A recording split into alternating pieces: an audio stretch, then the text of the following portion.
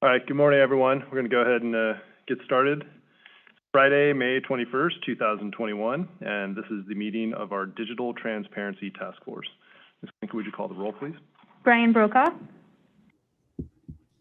Here, present. Rena Davis. Thad Kowser. Present. Amber Maltby. Present. Jenny Wagner. Present. Katie Zoglin. Present. Commissioner Wood. Present.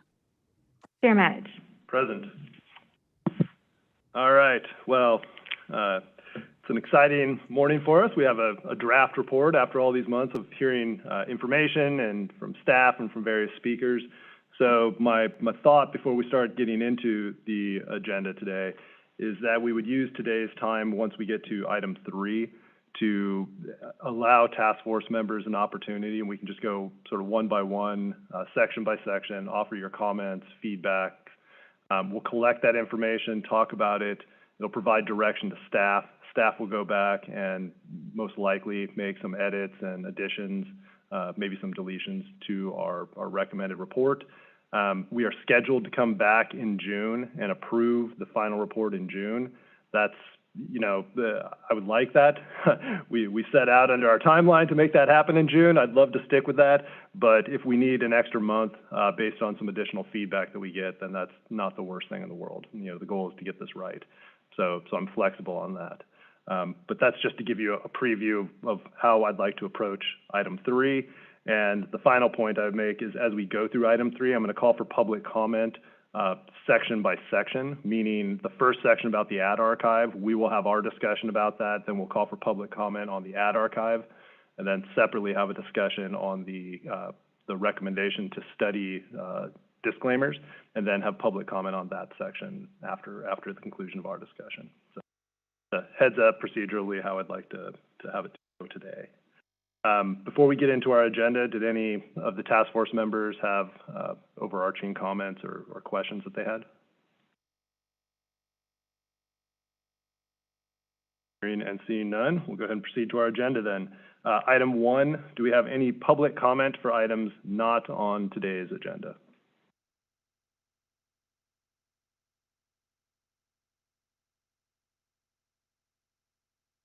Hearing and seeing none, we'll proceed to item number 2. This is approval of the April 2021 task force meeting minutes. Do task force members have questions or edits to our meeting minutes? Hearing and seeing none, I will move approval. Do we have a second? Second. Ms. Linker? Brian Brokaw. Aye. Thad Kowser. Aye. Amber Maltby. Aye. Jenny Wagner. Aye. Commissioner Wood. Aye, sorry. Chair Matich. Aye. The motion passes. Thank you. Now proceed to item 3, and this is our discussion of the draft task force report containing recommendations for legislation and regulatory policies. Let's go ahead and start our discussion with recommendation 1. This is largely a narrative portion where the task force is recommending the creation of a state-run political advertisement archive for digital political ads. Did task force members have edits, comments? Ms. Zoglin? Thank you. First of all, I want to thank staff. I think they did a great job on summarizing lots of ideas and discussion. So thank you so much. And it really helps to start a discussion already having something written up. Before we even get to the recommendation 1, I would suggest a slightly different format with having an introduction, sort of stating what the problem is that we're trying to solve, what this commission was tasked with, to give a little context.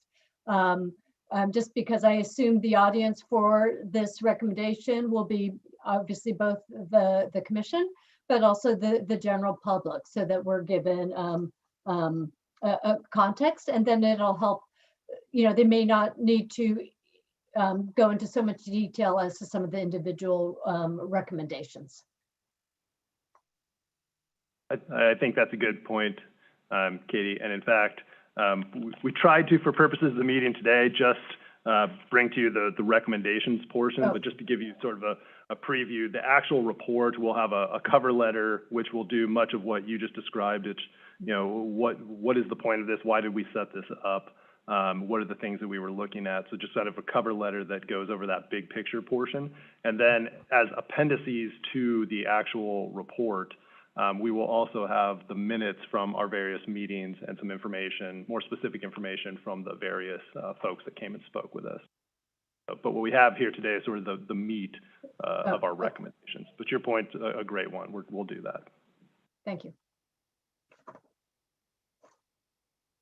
All right, recommendation number 1, task force members. Comments? Edit? This is Jennifer Wagner. I do have a comment, and it could be that you were intending to put this in another section later, but there was no discussion of budget or financial feasibility. And one of the concerns that I've raised pretty consistently is if we're creating this database, what is the bandwidth and hosting in addition to staffing cost for this? And particularly if we're going to have it in perpetuity and we're going to, you know, potentially store all versions of the ads versus the inputs to the ads, these are pretty significant cost factors.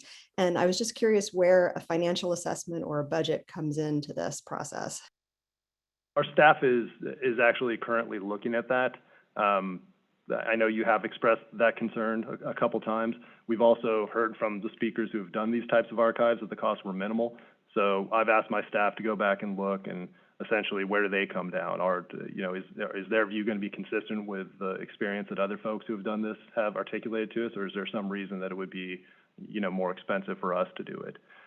So my hope is that we'll have that information at the next meeting. You're right, that's something that we should mention it at a very least as part of our report.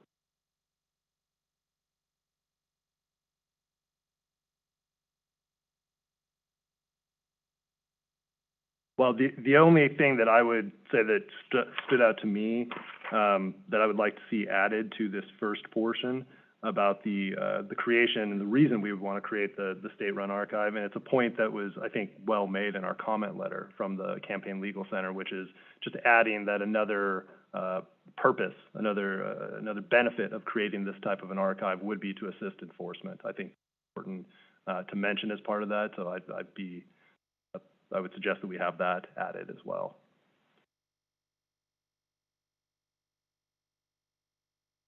All right, I'm not seeing any other comments on recommendation number 1, so we'll go ahead and move to recommendation number 2 now. And this is really in the nitty-gritty. This is the contents of the archive. So let's go ahead and move to that. I imagine folks have some questions, comments on that. So why don't we go ahead and open up recommendation number 2.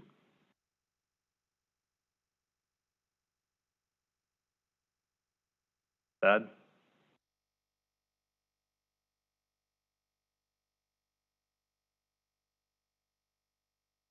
Anybody? It's perfect, isn't it? Sorry, sorry. Should we just hop in? Okay, so first, thanks very much. I also, appreciate staff. These are complex details that I think are brought to now. Outlining them with specificity gives us the ability to really go through and connect them to sort of the values of some of these conversations. And one of the conversations clearly that we've been having over this time period is about the nature of the targeting information, right? That could be supplied and that is, and trying to make it as analogous as possible to other disclosures of other media where you have a sense of what the audience is by what show it is, that sort of information. And so I'm just trying to work through sort of at the bottom of page 2, there's a clause at G, subclause I, that talks about the intended audience, age, gender, geographic location, and any other targeting criteria selected and paid for by the committee, which seems like a reasonable approach to me. It's sort of saying if the committee is saying we want to reach this type of audience, that is just part of the disclosure that goes up here. In the text describing that, it says, it makes sort of what could potentially first blush should be read as a switch. It says the submission of data akin to what would be disclosed on a receipt for services. So I checked the first clause as saying it's basically the purchase order, right? The information when a campaign comes to this digital advertiser, here's what we want, rather than here's what that ad provider decided to disclose on the receipt. And then it said such information includes the total amount spent, dates ad, and any information related to age and gender. And so I just wanted to see, is it our intent to limit this information to simply age and gender and whatever is on the receipt?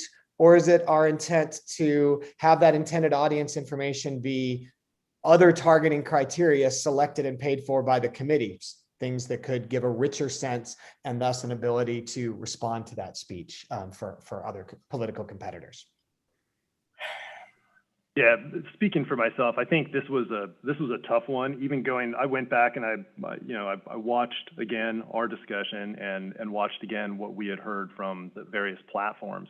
I think one of the challenges here is the different platforms, based on the representations they made to us, may offer different options to campaigns. So I think it would be very difficult for us to create a fixed, exhaustive list that would have application consistently across the platforms today. And so instead, I think as I read this, I think what staff is saying is, it gets to one of your first points, is how can we make this most analogous to TV and radio, and how can we, and I, for my own mental sake, I divide it into inputs and kind of output, right? So on the input side, it is what are they asking for, and what can they ask for, right? So what is the time range, the date range, the audience that you're trying to reach? And by audience, I'm, to the extent that the platform offers that, right? I mean, if the platform says, we're not going to allow you to target by age and gender, well, then that information isn't going to be part of the purchase order. But I think the basic idea is, like, what's the purchase order that's the input coming from the campaign to the platform?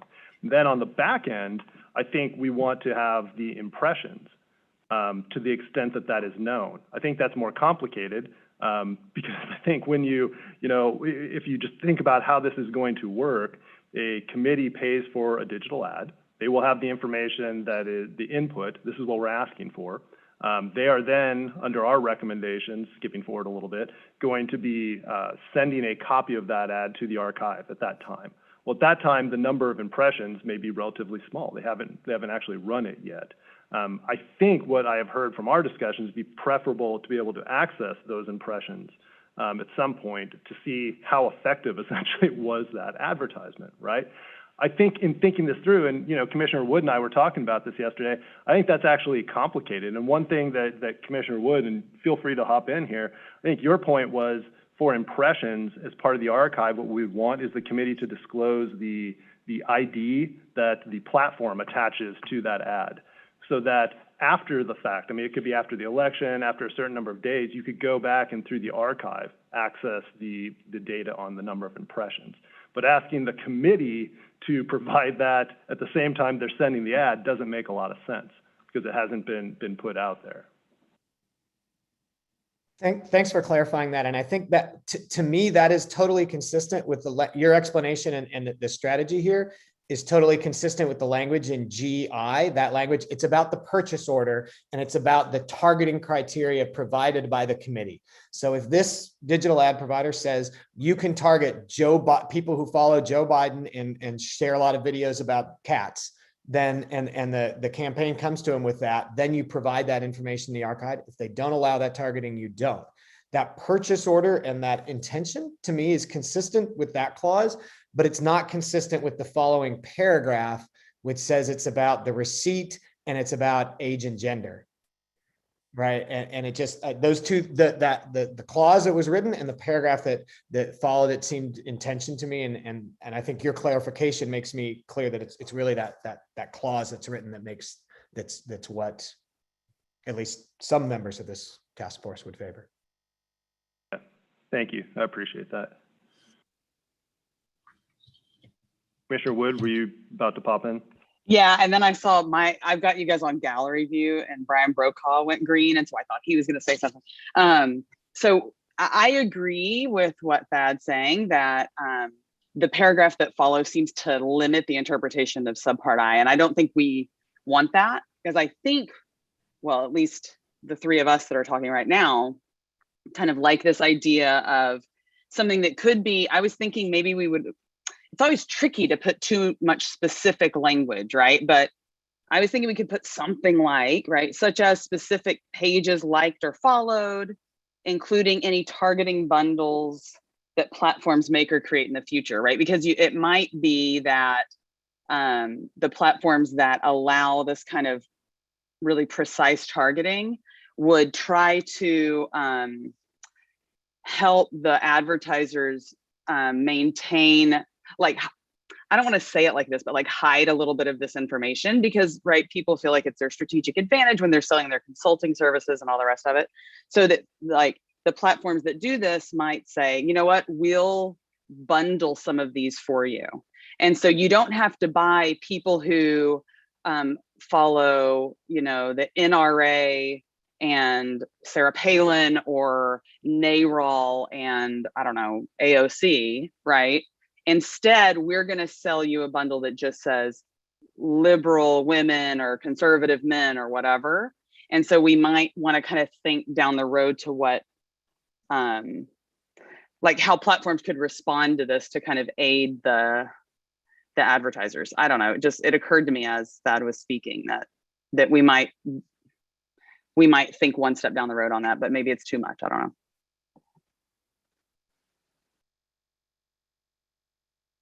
Task force members wish to weigh in? Ms. Wagner?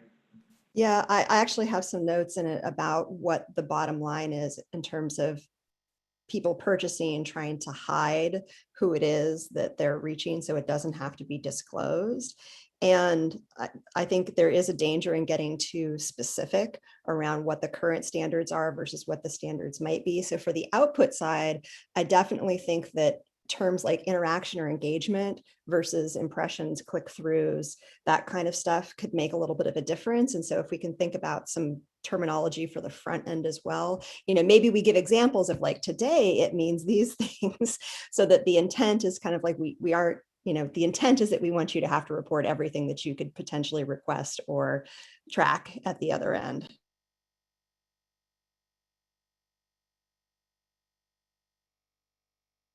All right, other task force members have comments on this section?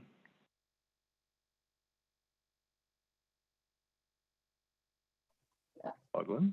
I do, sorry.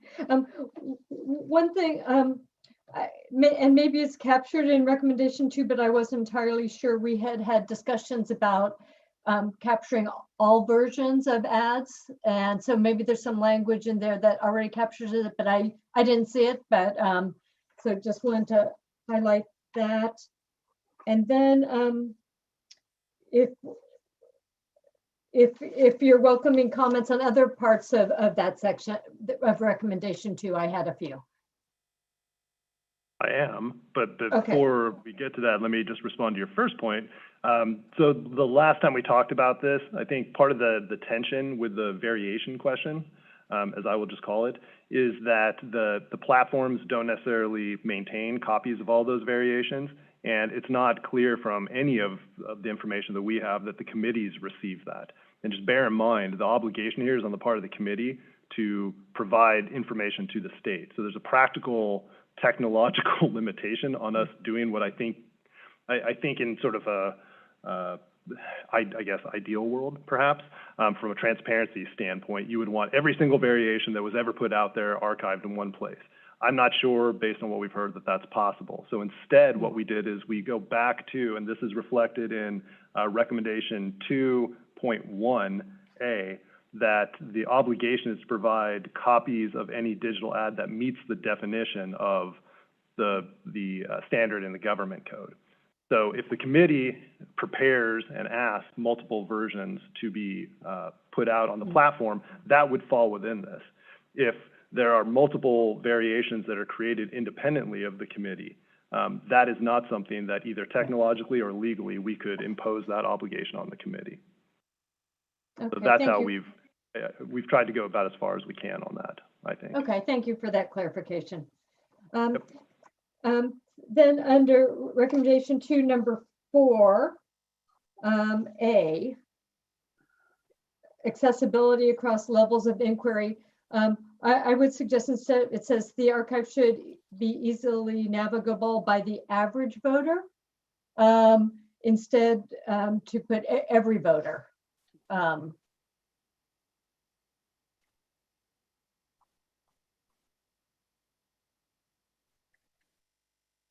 And once again, this would hopefully tie back into the introduction, which talks about the whole purpose of it, you know, because there's multiple audience for the archive, which includes every voter. And then later on in section 4, there's a discussion of the Center for Civic Design, the bite snack meal approach, and I appreciate that's in here. I think we all know what that means because we heard that presentation, but I don't know whether the commission or the public would understand that. So perhaps a little bit of a discussion, just a few more sentences explaining what that means.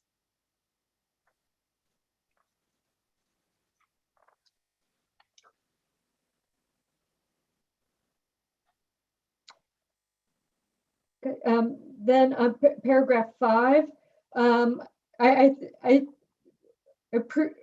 B, 5B, about maintaining this in perpetuity. I think that might merit some discussion. I think that might be unrealistic. I don't know whether it's needed. I do think for sure you want to make sure it goes past a couple election cycles. Maybe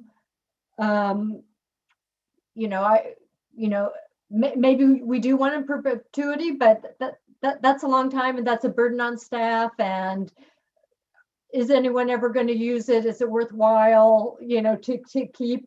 I would think that a time frame of 4 to 10 years might be something that's manageable and usable. But anyway, I think that's something that I think would merit some discussion from everyone.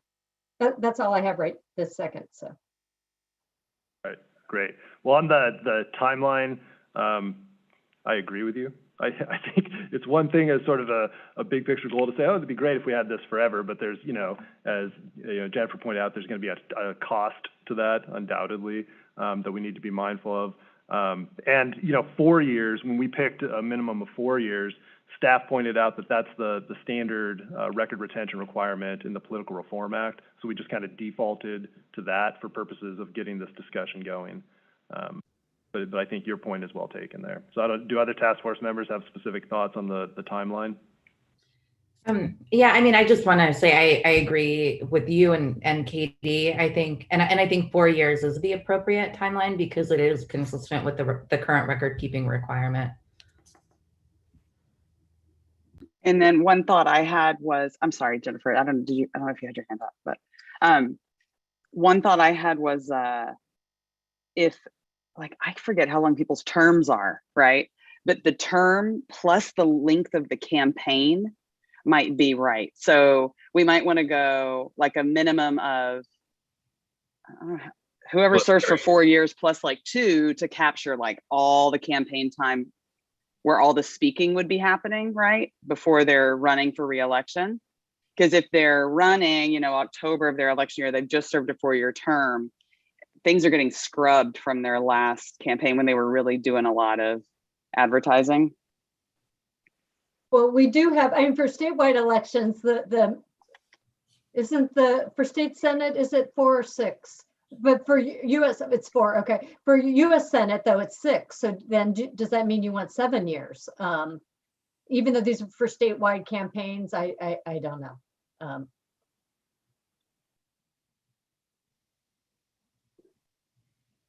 Thad and I need to start writing grants for becoming the new repository when these things rotate off of the state one, if we're going to keep it tied. I know, like on an academic, right, it takes us 4 years to write a paper and then another 6 to get it published. So like, we're going to need to have longer time horizons, but so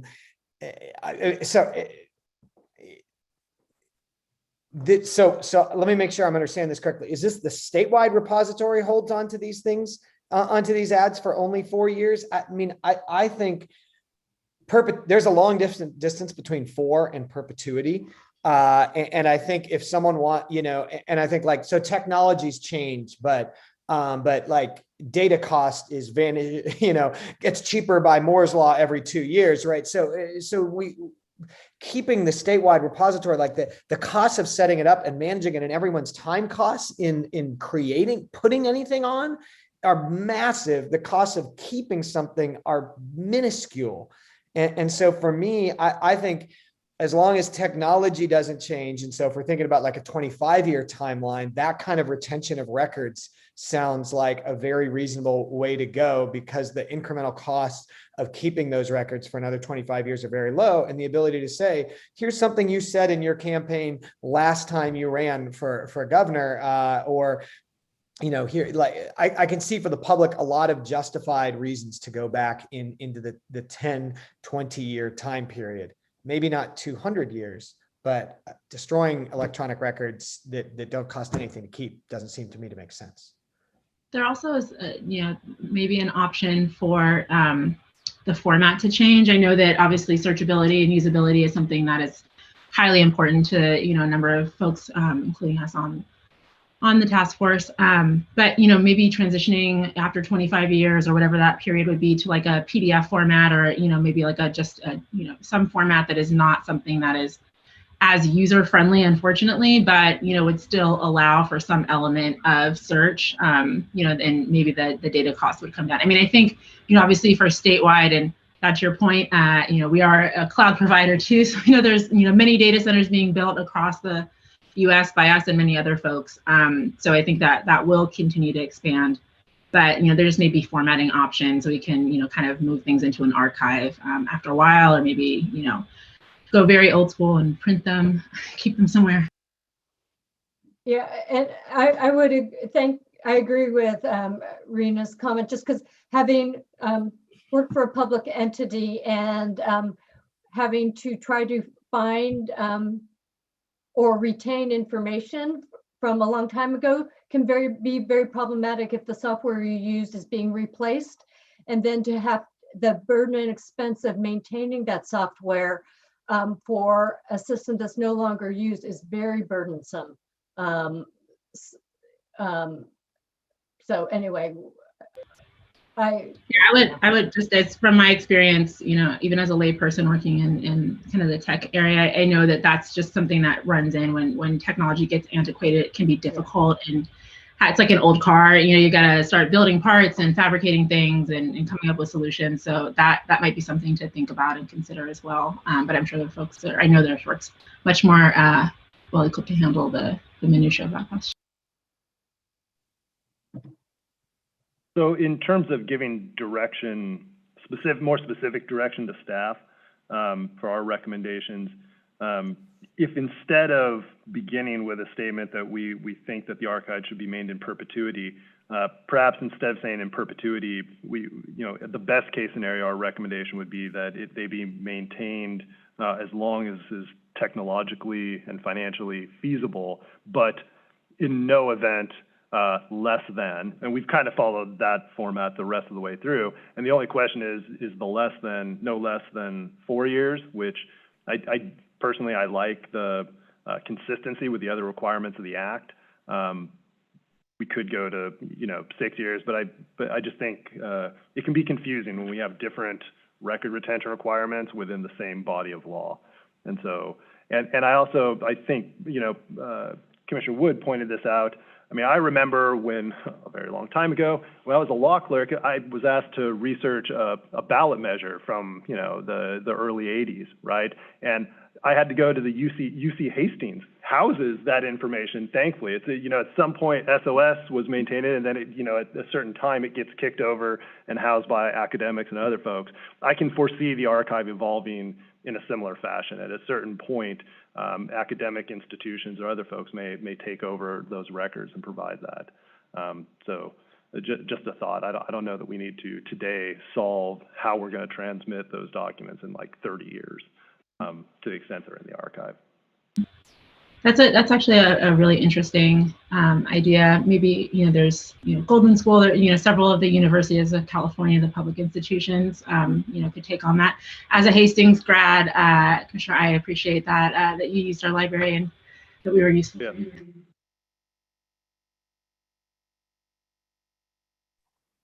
Your approach sounds fine. I agree. Okay. I hope Thad will go ahead and speak up for the data people. Okay, yeah, I mean, I appreciate the esteem in which academic units are held. My sense is, a lot of the funding for these sorts of things comes and goes. And as someone who I designed an archive, like an online archive starting in 1996 that is still online somewhere, but not easy to maintain. But the data are still there, because data, once you have data in a flat file format, it is there forever. I'm not sure.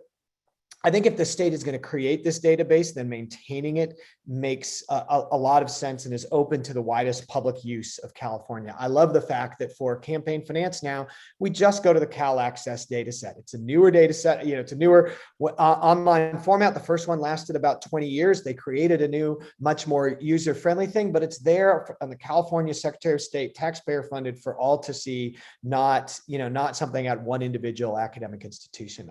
I like that broad access.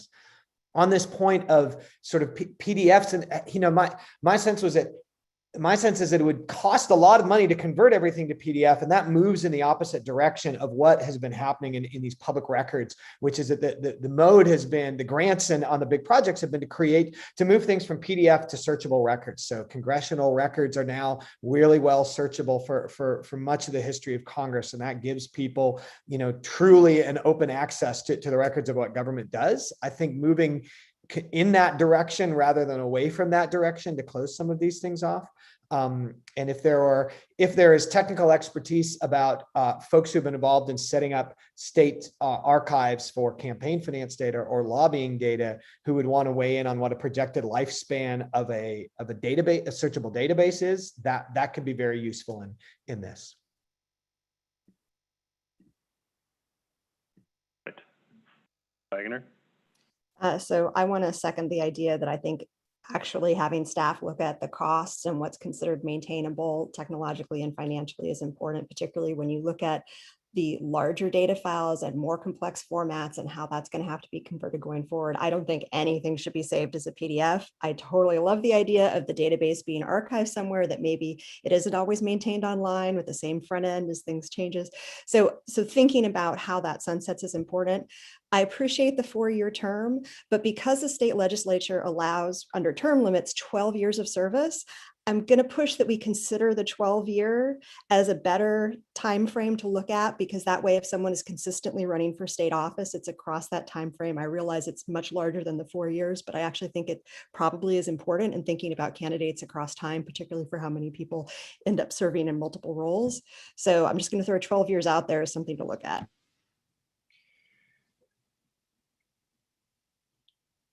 Right. Any Can other I comments? add one word of caution, I guess, and thinking too far ahead. It's so hard for us to contemplate how digital advertising will change even in the next 2 to 4 to 6 years. And, talking about, like, we may not know what a PDF is 10 years from now because we will have forgotten that, format, right? And like, if we were having this discussion 25 years ago, we'd be talking about how do we store yard signs. So I just think if we, start building something to store a form of advertising that is, currently commonly used in the year 2021 or 22, it could be totally obsolete even 4 years from now. So I just, I understand entirely the spirit of what we're talking about here. I just, technology that changes so quickly. More and more of digital advertising is video compared with, static ads. So, and just, just thinking about how many, you're essentially creating a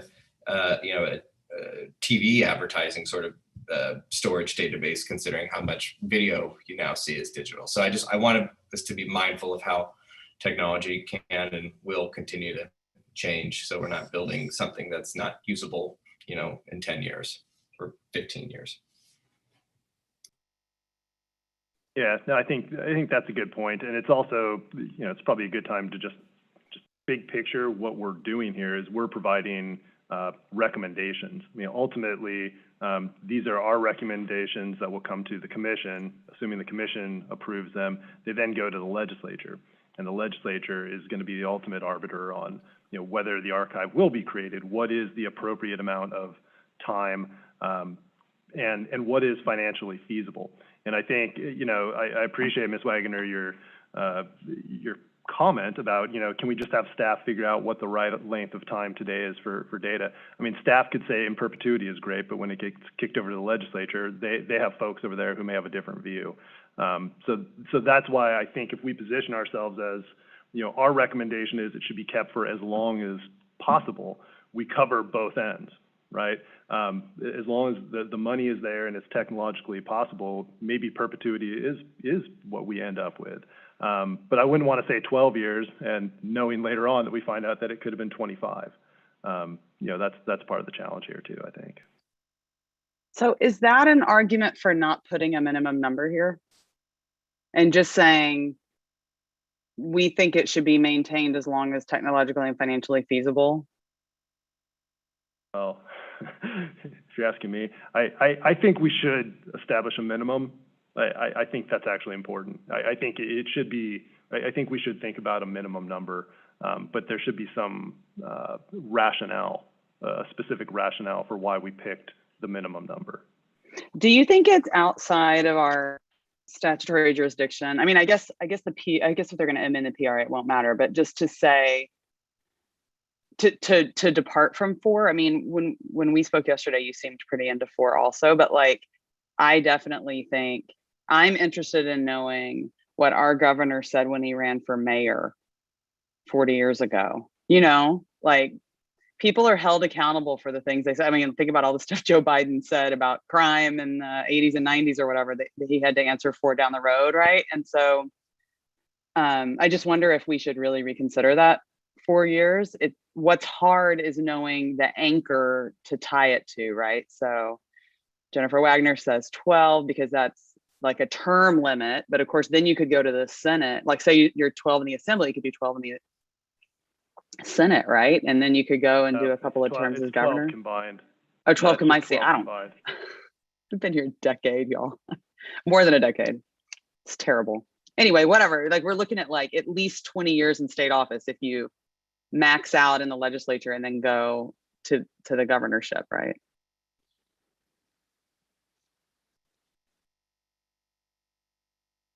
Right. Well, on the question of timing, I've heard 12. I've heard should be more than 4, but less than perpetuity. I proposed we say as long as technologically and financially possible, but no less than 4 because that's the minimum in the PRA. So where's the consensus, guys? I mean, we could put it just to a straight vote. How many people prefer 4 versus 6 versus 12?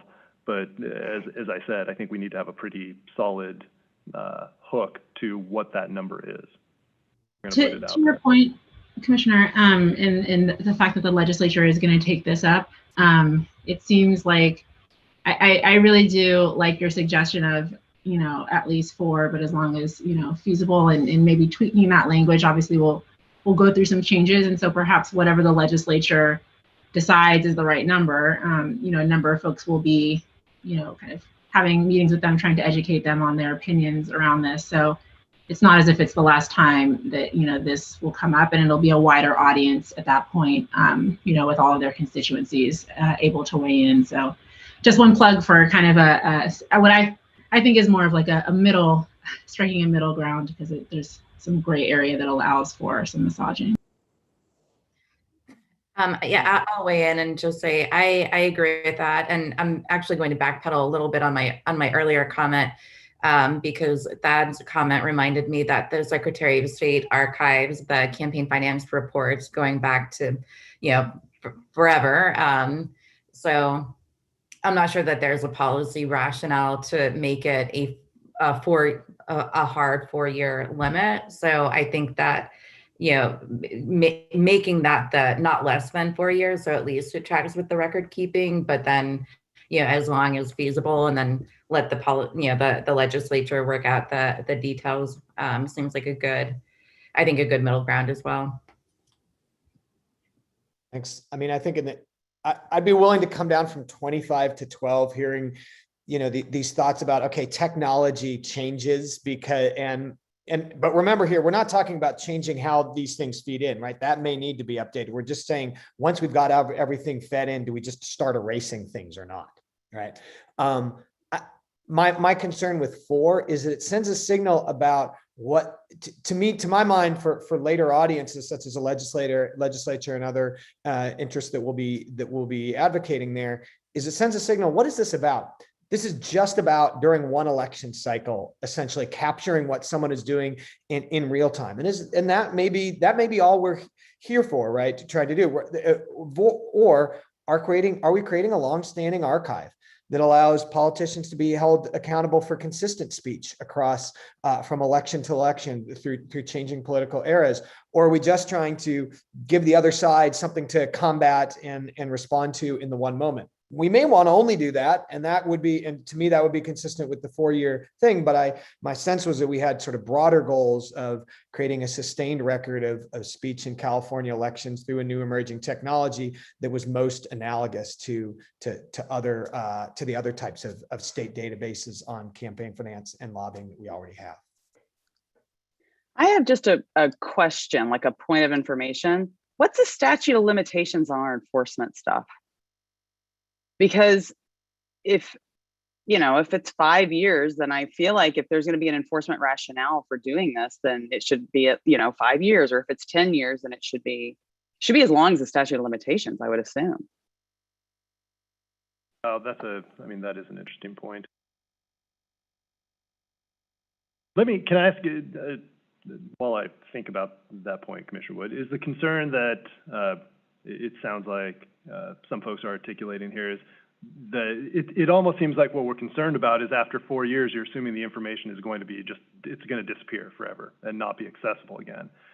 If the recommendation, again, mindful of our status as an advisory body that ultimately can't do this ourselves, if we did recommend that, to the extent that there was a fixed period of time that the information was going to remain in the archive, that information, if possible, be transferred to another entity and not be destroyed at the end of that period of time, right? I mean, if you have certain capacity in the database, and the concern here is we can't hold it forever because we would exceed capacity and that would be financially ruinous to us. The question is, what do you do with the data? And my point is perhaps at that expiration date, that data is then transferred to an academic institution, kind of going back to the Hastings database notion that I mentioned earlier. So at least what we are recommending is there be some provision for the transfer of that information to either another agency or to an academic institution so it's not lost and can be used later on. Does that address the concern? Without trying to pick a number precisely? I mean, Thad works at a UC and I'm a UC grad, and they don't have a lot of money, right? So it just shifts the money problem to another state institution, which is maybe a little complicated. In the Hastings example, I was thinking about that financial aspect. Part of, I think probably what makes it work is that Hastings is a line item, constitutionally is a line item in the state's budget. So it's guaranteed some element of funding, obviously not particular to, any sort of databases, but there just may be some element that the legislature could use to kind of mitigate some of the concerns about funding if it comes down to that. So just something to think about. Yeah, I think that's a good idea. I think the Institute of Governmental Studies at UC Berkeley is also a line item in the budget. But again, I would love if between these next two meetings we could have some technical expertise. My sense is that memory is cheap and getting cheap and always getting cheaper at an exponential rate, right? And it's all the other costs, right? creating the inputs, all the time costs that we're imposing on campaigns and the state, like that all is the expense. If we have, the maintenance of these records is the cheap thing, but maybe I'm completely wrong. But if we have any expertise from like some of the Cal Access folks, or others on this task force, that'd be great. I was going to just mention that I'm happy to. Oh, sorry, go ahead. No, go ahead and finish up, Rena, and then we'll go to Jennifer. No, I was just gonna say that, purely for informational purposes, I'm happy to have some of folks from Google discuss with staff if they have specific questions around data storage and that kind of capacities. And obviously there are other companies that they could speak with as well, but since I am sitting on the task force, that I would offer. Yeah, that would be great. Ms. Davis, if you could look at that and let us know, that'd be fantastic. Jennifer? So I just wanted to say that I think we're kind of acknowledging that there's a couple of different major use cases that we're talking about. Is it the general public with a current election? Is it journalists with current elections? Is it academics with current elections? Or is it kind of looking back at longer histories? What has this person said 20 years ago, 40 years ago? Seeing trends across time. And I want to say that, part of my concern around maintenance is that data formats are going to change, and that what seemed like a good way to store and way to search and way to show trends might shift over the course of time. And so again, I'm worried that saying like, okay, we're just going to package everything up and put it away isn't necessarily going to be the best answer, but it does kind of sunset, okay, we were designing something to specifically focus on what content is available and what interests are in a time period, and not have to like go back and try and make past content fit current needs and current design and what's happening. So I just wanted to clarify that that's part of where my concerns were. But then also that, if we're saying that there's a commitment to having something that meets current needs, that has current data and the old data all available in one format, I certainly think saying it's a 4-year minimum makes sense if that's currently, what the expectation is in legislation. And then whether, you actually decide that it needs to be 12 or it needs to be 40 or whatever that is, I think that becomes more the technology and feasibility part. So I do support your idea of saying, okay, currently we really need to have everything work within the 4-year time frame. And if stuff starts breaking, maybe it isn't thrown away at that point, but we aren't guaranteeing that you're going to have the same backwards look that you have with that current 4-year window. I would support that. All right, appreciate that. So are there any more?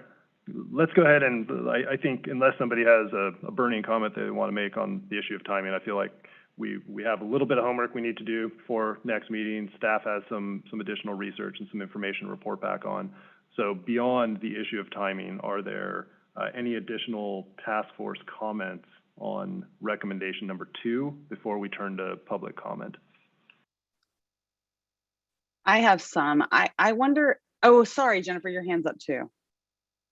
I wonder if maybe I'll go through them, but I've got enough where maybe I'll kind of circle and see if anybody wants to has something on the specific issue. It might be a little more efficient to go through that way. I don't know. But on the copy of the advertisement, so we talked about a platform ID for the ad. I saw an academic talk yesterday that I thought was really cool. They were talking about detecting A/B testing in political ads. And part of the way they were doing that is through the URL.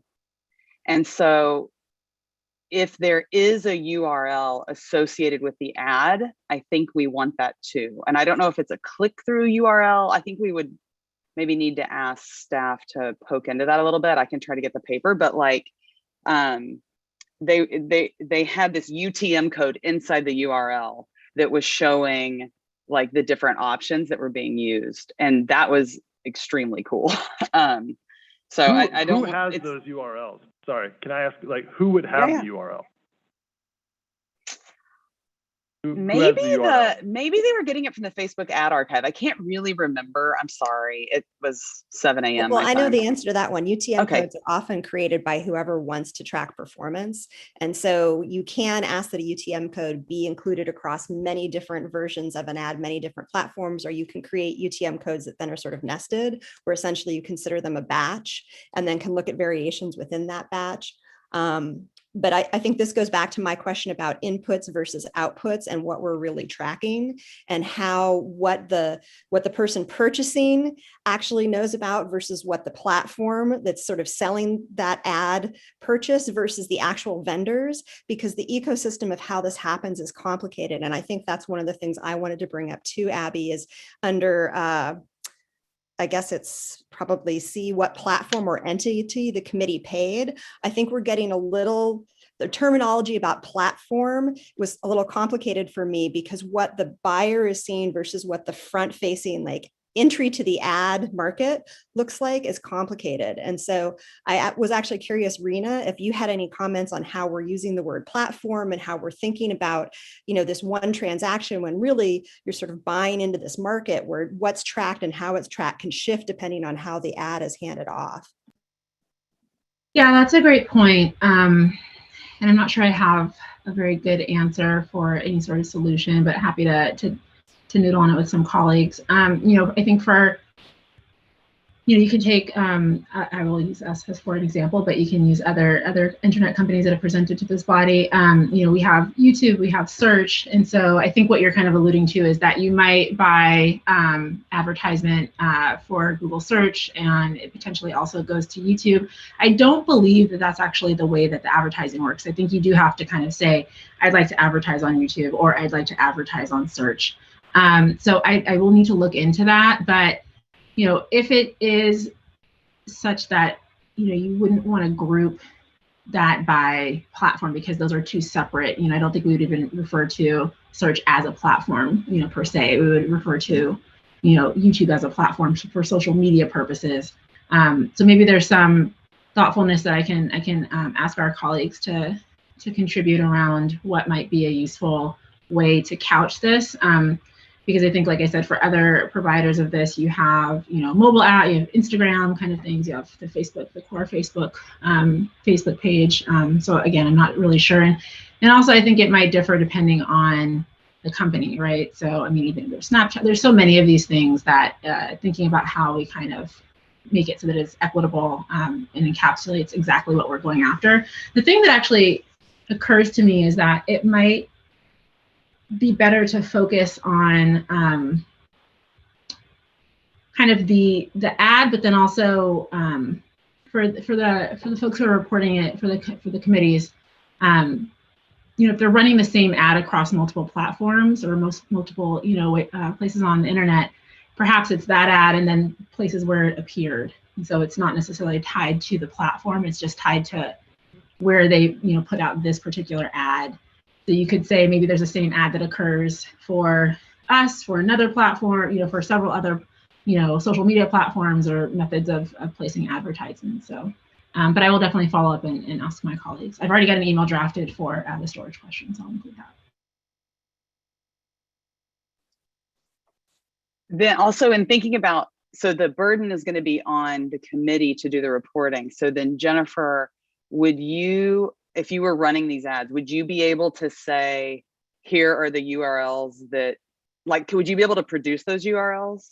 So UTM codes can be used differently across different ways that you request an ad. And so kind of like what Rena was getting at, sometimes you can buy placement of an ad in a marketplace where you don't really know where it's going to go. And so I, as the person purchasing it, want to know that I get it in front of a certain volume with a certain amount of results, whether it's, someone mouses over a pop-up or they see it while they're watching their video game, or they're able to, use their TV to go over it and click on it, right?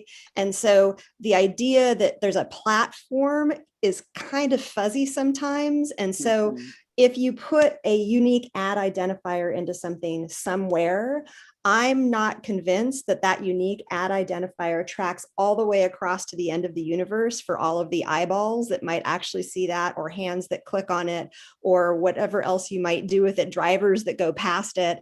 So for me, I think that consistency across the intent of having some sort of unique ID of what did you request? And then the output of how many people saw that, what would they do with it, and where was it is hard. I'm not even sure how technically feasible that is based on conversations I've had with people in my own experience. That's such a tough question. because we definitely want platform, like, we definitely want platform IDs for the ads so that we can go back later and figure out impressions, right? Because that goes to like our democracy, right? Like, what are people seeing? What are people talking about, right? But you're telling me, I mean, obviously we could never track cars that drive by a billboard, but you're telling me there's a lot more going on in this system that we're not currently capturing that might be of democratic interest. And I'm wondering whether you as the advertiser would be, and maybe there's a question for Brian too, but like would be able to report more than we're asking for in a way that would be informative and, you know, on interesting dimensions for us. Yeah, I mean, in closed systems, you can do it. But if you're in a larger marketplace where you don't quite know where everything's going to go, and a whole bunch of people have said, I want to host your ads in my app, on my billboard, in my streaming video, like it's getting pretty complicated. And so I think, you know, we can request it, but how well that'll be provided, particularly as things move forward and as people maybe evasively try to not say where it was seen and by who and what the impact was, is going to be tough.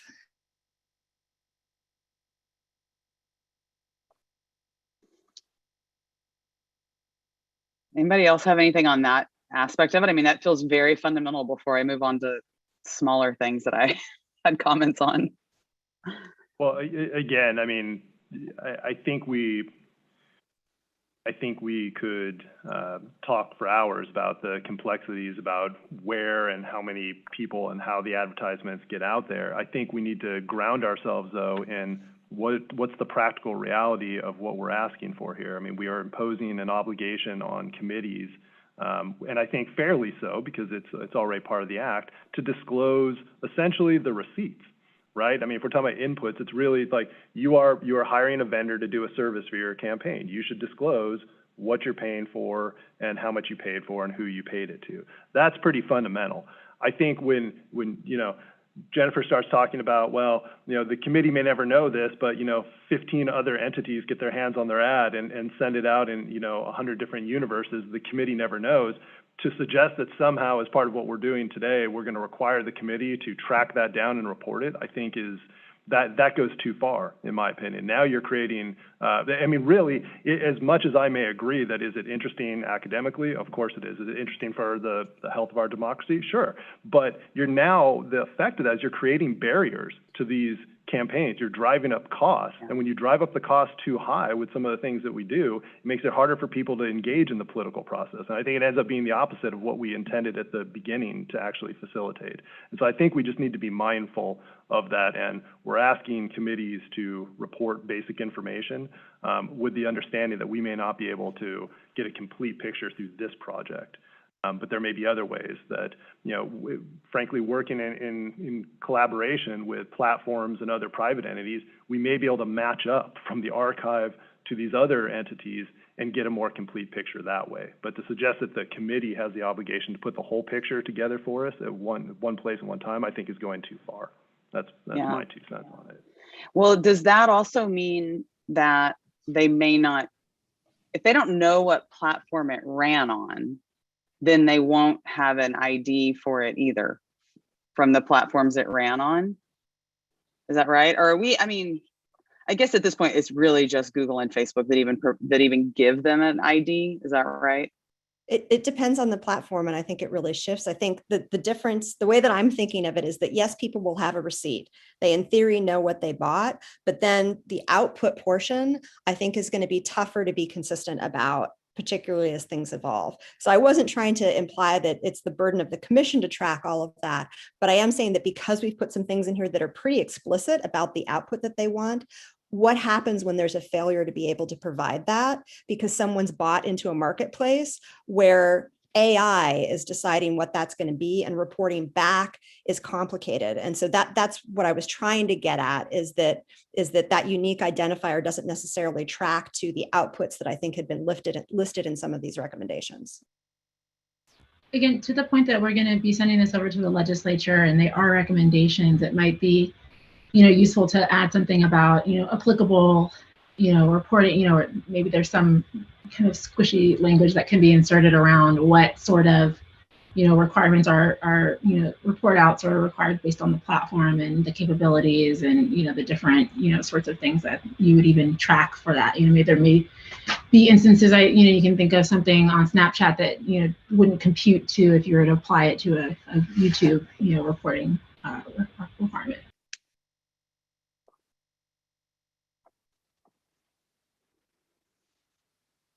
So before I move on, is that, sorry. It's just that the next stuff is so minor compared to this. Okay. Okay.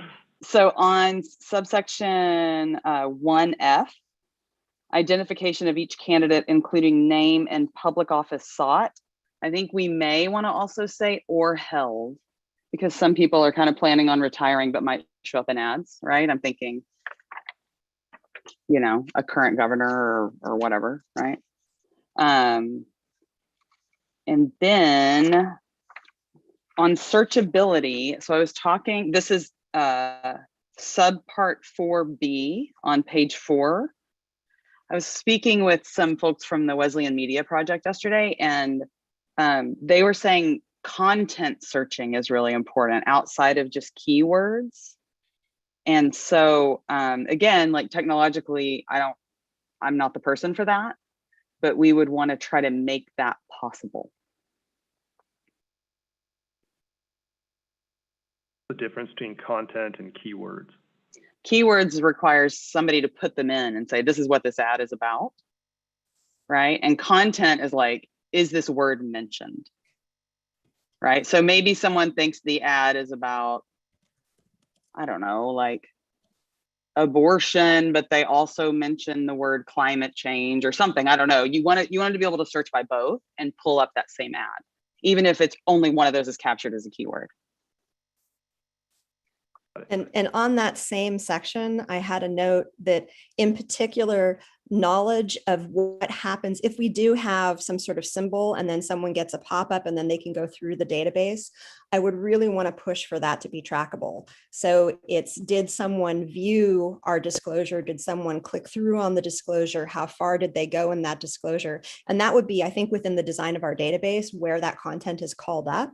It isn't explicitly mentioned in here, but I think tracking interactions with the database would need to be explicitly in the recommendations.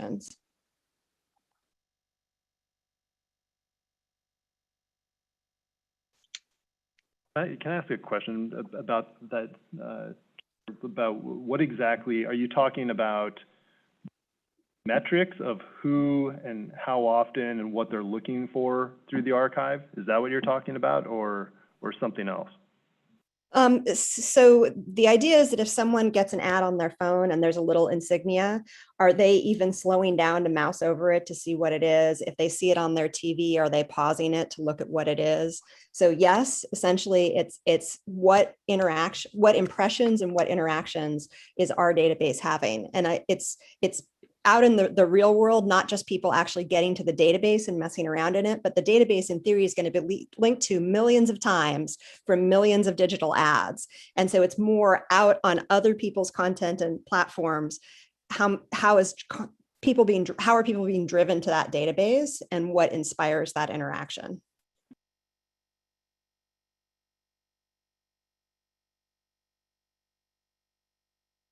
Right.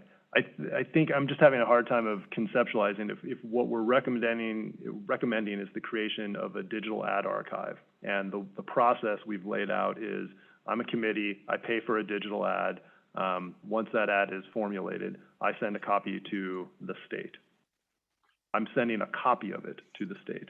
How and at what level is the state then going to know when that ad is out there? How many people click on the ad and then look specifically at a disclaimer on the ad? Like so what I'm assuming is that it's not just that the ad is uploaded to the database, but that any digital political ad is identified by the people that are serving those ads. So that every single digital political ad in California, no matter where it is, has some sort of insignia marking that it is an ad. And so it's tracking that that insignia was shown in these places, that that insignia resulted in different interactions, and it resulted in a referral where someone actually goes to the database. So it's not just that there's a database exists and we're tracking what people do there. It's that there's ads out in the real world with a political identifier on it that then links to us. If that's not happening, then I'm kind of surprised because I thought we had talked about that. Yeah, that's not embraced anywhere in our recommendations. I know we talked about that as a concept, but I didn't hear any speaker or any information suggesting that that was possible to do in any way. I mean, it's a conceptual idea that was mentioned. I agree with that. It's not included in our recommendations, and I mean, I'm happy to have somebody come back next month and explain how that would work. But that, to me, that seems well, I'm not a technical person, so it's hard for me to understand how that would even be possible.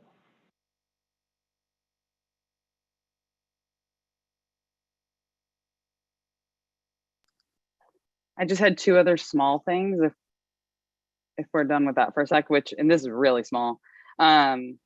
So the Wesleyan Media folks I was talking to said standardized sponsorship IDs that would just allow cross-referencing between databases. So the FPPC number seems to serve that purpose in California. I think that's probably enough. And it sounds like we're envisioning that happening in both. It's already in the Cal Access database, and so it sounds like it's going to be okay. And then the only other thing they brought up, which I thought was worth mentioning, but not compelled at all by anything in our statutory structure, is that, you know, to the extent that people wanted to start doing cross-state research, it would be nice to jibe with Washington's database to the extent that that's useful for us. But I don't want us to worry too much about that. I just wanted to go ahead and transmit that, because they are really one of the main spots for keeping this advertising data and over time. All right, great. Thank you, Commissioner Wood. Other task force members have specific comments or edits for recommendation 2 before we go to public comment? Going once. All right, let's call for public comment on recommendation 2. And I skipped public comment on recommendation 1, the narrative portions. Obviously, if anybody has public comment on that, feel free to chime in now as well. Can you hear me now? Yes. Hi, everybody. Trent Lang, President of the California Clean Money Campaign. Really happy to see all the great work that the task force is doing, and the staff in putting together the recommendations for that archive, which I think will be really useful for many different reasons. But comment on a few things on the timeline question. How long the data should be stored. We sponsored the bill AB 2188 that put in the requirements for the minimal 4-year requirements for the companies, Facebook, Twitter, to keep their ad database online. That was, we only put it that small because of just the challenges of what we were already asking them to do, and it would have been our author didn't want to add to the difficulties of passing that particular bill. I would strongly encourage with Ad's point that Commissioner about the fact that once this data is in the database, that's going to be the hard part. So it should be possible to keep it. Like the Madich's suggestion of as long as technically possible, I would. Yeah, so Jennifer's suggestion of minimum of 12 years along with the limits might be so just that particular aspect. One of the parts of the recommendations describe the identification of each candidate or ballot measure referenced by the advertisement, which obviously is. I would suggest that you also ask for and store the position that people have on that ballot measure or candidate. To that candidate, because people may very well want to all the ads that were for a particular ballot measure or all the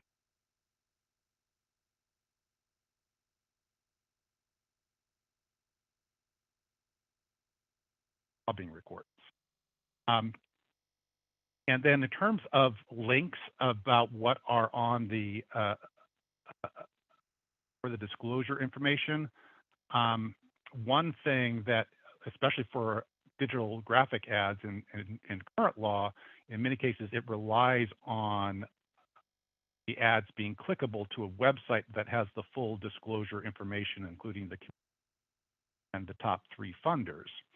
I didn't see in this description any requirement that they include that information with their report, since that may be the most important aspect in terms of whether or not committees are following the disclosure rules in the PRA. It would be very useful to probably for any digital online ads that are required to link to a website to list the URL that they were required to link to, and then 2, because those websites are not required to stay up very long after the election, to have them report the full disclosure information. You're already asking for the committee name, but I think it would be very funders to make sure that they are actually information when there's. And then lastly, I would say about the recommendation that the committees paying for digital advertisements have the obligation of submitting copies. I would say for most types of graphic ads, that would make a lot of sense, especially for things that are posted in videos that on normal websites. But I would encourage you to look again at the question of whether or not you could the law could require the social media platforms that already have their own ad databases get that information chronically to the database. It shouldn't be that hard for them to use an API set up by the state database to automatically transmit all the ads and the different information and other that is required. They are accepting that information. And I think this would be very important because the way that people use Facebook ads and other social media platforms, they may make hundreds of different variants of an ad for different parts of the state, for different types of demographics, for different areas, et cetera, different candidates, et cetera. So thinking as somebody who would be having to report all those hundreds of different variants, that could be a real extra burden to committees. And the social media companies could do it at a click of a button. They have all that information. That's why I would encourage for maybe social media companies of a certain size that be.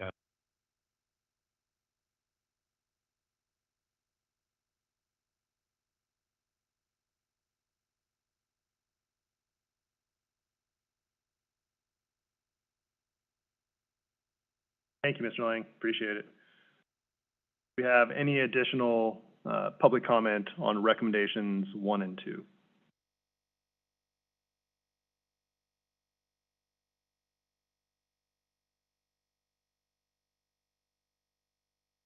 Hearing and seeing none. All right. Final opportunity for task force members. Do we have additional comments, edits, feedback? Recommendation number 2. I know I've been taking notes, and staff will review our meeting today and pick up the various areas that they need to look at and report back on. But anything else in recommendations 1 and 2? All right, let's go ahead and proceed to recommendation 3, the commissioning of a study with regarding to digital advertisement disclaimers. Task force member comments, edits, questions? I do, if Please. so for recommendation 3, I like the concept. I didn't know whether just for the title of it, maybe this is too detailed wordsmithing, that maybe it'd be better to say conduct community or stakeholder review.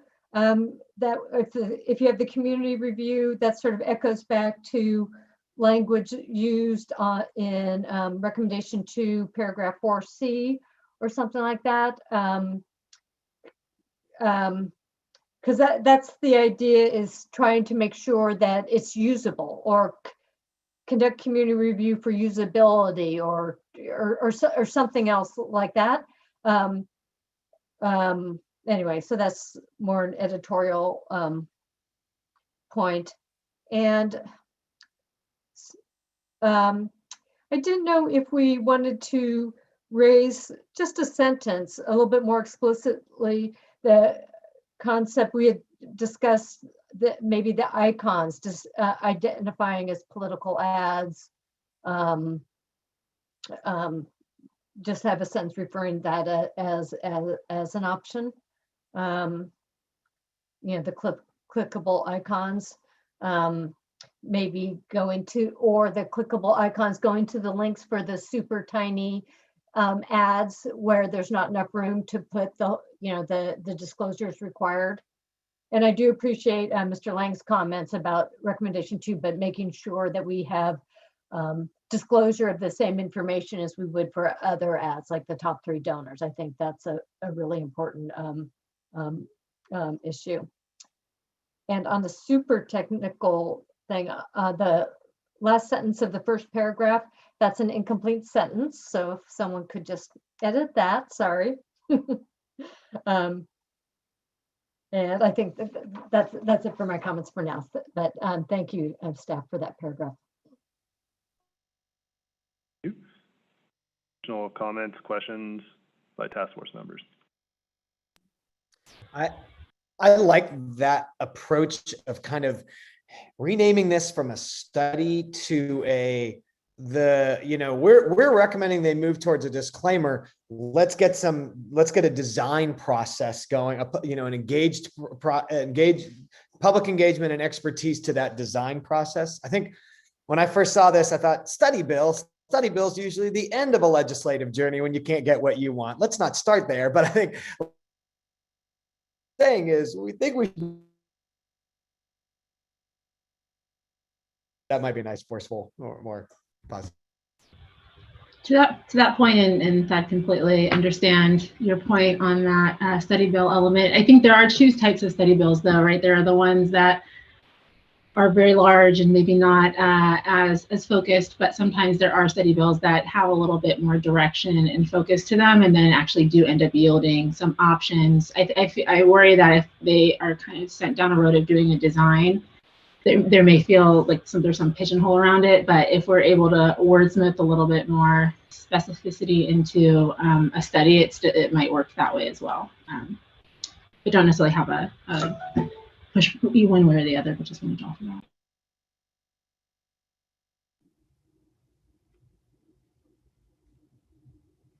Colby? So the only thing that I would add is I think the purpose of the proposed study is tilted towards providing voters with information, but I think that there's a component of the the committee that has to comply with the disclaimer obligations. And I know, from my perspective, the disclaimers, they change all the time, and there are different requirements depending on the medium. And, I mean, to me, it's always unfortunate when a committee gets an actual monetary penalty because they accidentally did something in a 10-point font and not a 12-point font. So I think it would be nice to add an element into the study that it's about providing voters with information, but also, doing it, making the recommendations in a way that take into account the compliance required by the committees that are regulated by those, if that makes sense. Yeah, no, I think that's a good point.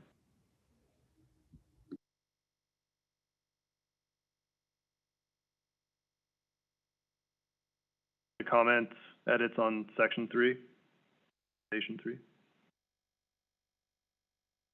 Yeah, well, I think going back to Ms. Oglin, I think you're absolutely right about sort of reframing this, and it's a little incomplete and vanilla with just commission a study. You're right. I mean, we need to be much clearer about that. Also, the other thing that strikes me here is I think what perhaps in revising this recommendation, we could be a little clearer that what we're talking about here is more efficient ways to get across the information that is already required by law. I mean, this isn't, what I want to do is not open this up to where we necessarily want to change the requirements of what's being disclosed, right? As Mr. Lang pointed out, top 3 funders is something that's commonly disclosed. This recommendation, I think, needs to be pretty clear that what we're talking about is what's the most effective way to convey that information to the end user, acknowledging, as Ms. Malpe pointed out, that we can't do it in a way that causes the costs and the operations of these different committees to exponentially increase. So, but it's really about how can we do this differently, and part of it is we just continually have built upon paper disclaimers and what we've done with paper, and part of this is the acknowledgement that with new technology we need to think about how we convey this differently. And icons, I think you're absolutely right, Ms. Oglin, when you pointed out the icons. I mean, I thought that was one of the more fascinating presentations that we had, and we didn't call it out here, and I think we should. So I think those are all good points. The other, just on some of the icons and the symbology aspect of it, one of the things that just kind of came up for me was, I think there was even comments about it during that meeting. I agree, it was fascinating. But the equity aspects of it for folks who may have difficulties discerning, may have impaired vision or that kind of thing. So making sure that we're considering all voters. I think that was a point earlier, is not average voter but all voters. So that just might be something we consider inserting as we move forward in constructing that study or design or whatever it ends up being.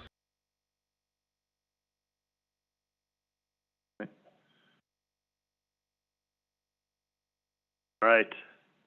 Any further task force comments on recommendation 3 before? I apologize, and I realized that this was in 2. We mentioned paid influencer back there, but I remember that being kind of a complex topic, and I don't necessarily want to dive deep into that now, but I'm curious, because it's referenced and not defined or discussed in any way, is that because staff had an understanding of what they meant by that? And I'd really love to know what they meant, because I don't feel like I've had a great definition of it. Well, my response to that is, I think staff does have they have an evolving understanding of paid influencers as a concept, and it's something that the commission will be getting a report back from staff on at our June commission meeting, because they're looking at those regs right now, separate and apart from what we're doing here at the task force.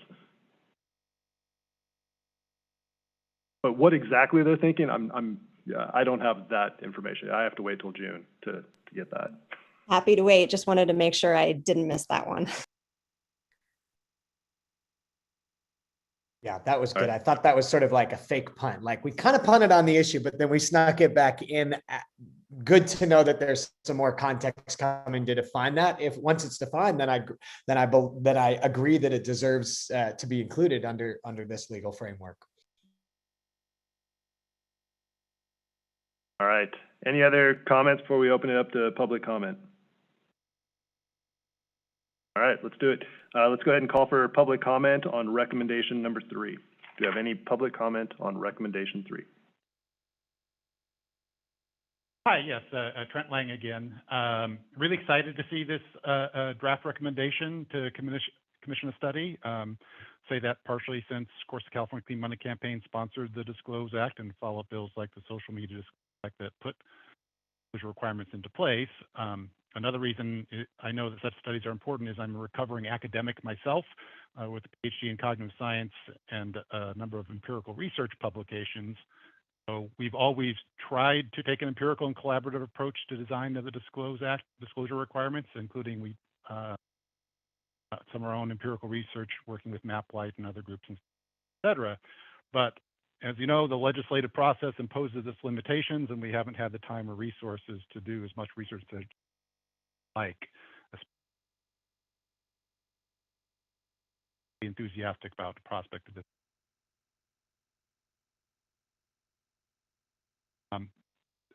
Specific comments that I'd like to that I have on these recommendations would be to suggest that they make clear the sorts of public comment input periods that should be in place for this. For this kind of study in particular, a study about optimizing transparency, we'd want to have the absolutely most transparent process possible for creating where we'd want to have a significant public hearing at the beginning of the process to help inform the scoping of the study and what questions it should ask and those sorts of. You know that a good group like mine will do that individually with experts, but a period I think would be very perhaps most important though would be to ensure that before the study actually proceeds, goes forward with subjects that they're asking, you know, that they're options and asking ways that they can do that with a good study, that there should be a public hearing where the study's methodology, materials, and the questions that they're going to be asking to the different voters and subjects that they're talking to are publicly disclosed and a hearing so that experts and stakeholders from all points of view can provide input on them before the study actually. Especially true because the types of answers and responses you get from a study like this, and therefore the quality of the recommendations that might come out in terms of what can vary dramatically differently in depending on how and the order they're presented, the specific and very much the case as you. So we think that would be especially important to make sure that there is a period with actual materials and or it actually proceeds. And then, of course, a public comment study is done, and there's a draft, including, we would say that it should also have released the data that was accumulated, the raw data, so that other outside experts from all different places can to suggest. So those are our suggestions to make sure there's needed transparency for this transparency study, but otherwise we'd be very excited about the prospect of it and how it could inform.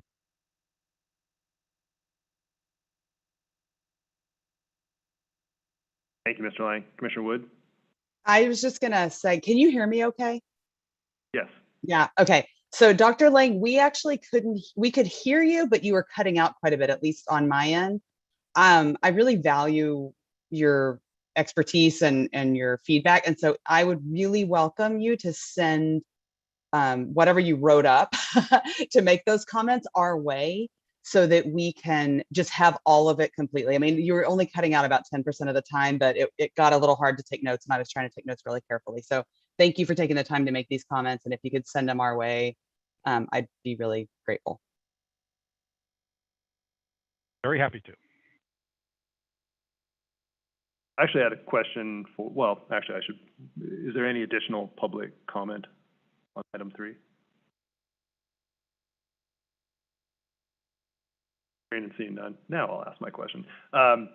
Either Jennifer or Katie, I'm curious because it was through you and your excellent recommendation that we talked to the folks from the Center for Civic Design, and they talked about what they did with the ballot pamphlet materials, which is fantastic.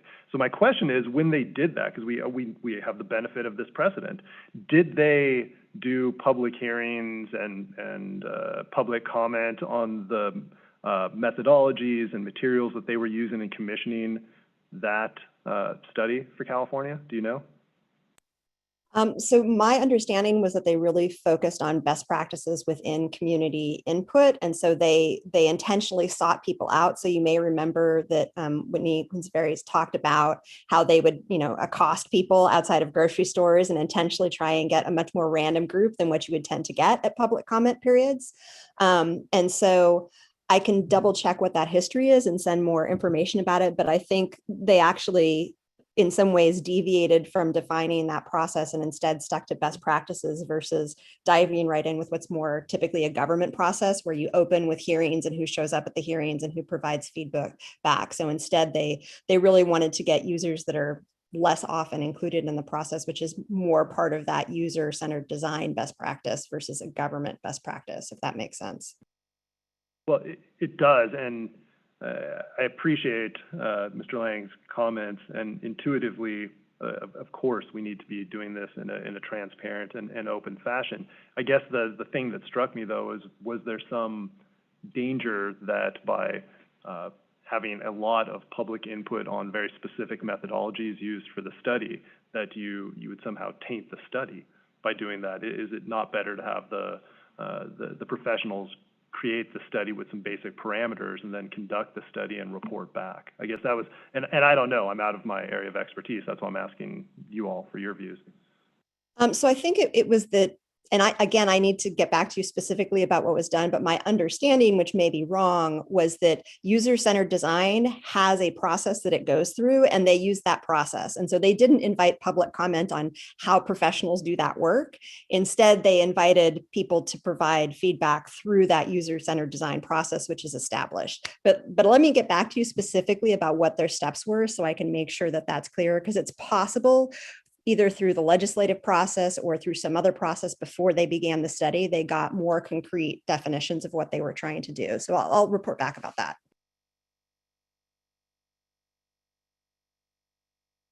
All right. Any more task force member comments or questions, edits on recommendation 3? All right. Anything from task force members on any other aspect of the recommendations that we have before us? Just one question going back to, and I'm sorry to be obsessed about the introduction and context, because I think that sets the tone for it and is super important. I didn't know whether at our next meeting that would be part of something that we might get along with the revised draft recommendations. Yes, and the goal will be to send it to you again. I think we got this to you about a week before our meeting, and so the idea is to try and get it to you as much in advance of our meeting as possible, so you have time to read it, reflect on it, digest. And also, I would just say, this is true for all the task force members, if you have written comments after you receive it, feel free to send those to staff ahead of time so that we have the benefit of those when we all meet together, and they can be prepared to, if you have specific questions or comments about it, they can then be in a position to respond to those thoughtfully when we meet the next time. All right, anything else from task force members? I think this has been really helpful. I know staff appreciates all the feedback, certainly, from us.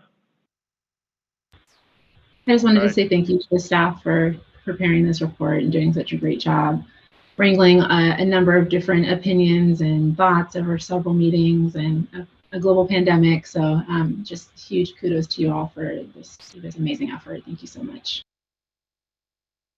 Great. All right. Well, appreciate all of you taking the time to be here again with us today, and we'll see you all next month in June. So go ahead.